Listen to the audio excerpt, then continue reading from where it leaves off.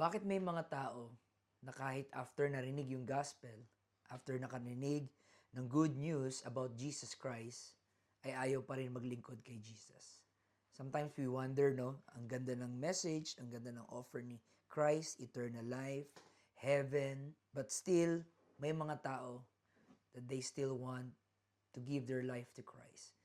And one of the answer we could find from the Word of God is in John chapter 3, reading at verse 19 to 20. Ang sabi dito, "And this is the condemnation, that light is come into the world, and men love darkness rather than light, because their deeds were evil.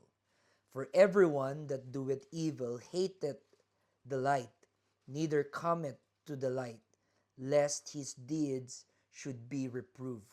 Malinaw po mga kapatid ang sabi ng ating Panginoong Hesus na mahirap i-deliver ang isang taong nasa darkness kung mahal niya yung darkness. The Bible says, because they love darkness, they love their evil works. Iba kasi yung nagkakasala ka, pero ayaw mo na yung ginagawa mo. Ayaw mo na yung kasalanan na yon, you're sick of it, you're tired of it, you want to change it. Pero iba din kasi yung gusto mo yung ginagawa mo, kahit alam mong masama, kahit alam mong mali, ay mahal mo yung ginagawa mo. So it's important na we as preachers of the gospel, we have to preach the confrontation in regards to sin. We need to push and compel people to hate sin.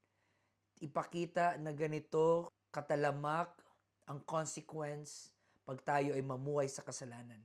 We need to preach a message that people will start to hate darkness.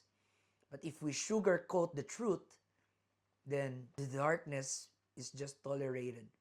But if we preach the truth, light will expose darkness, and light will defy and penetrate darkness.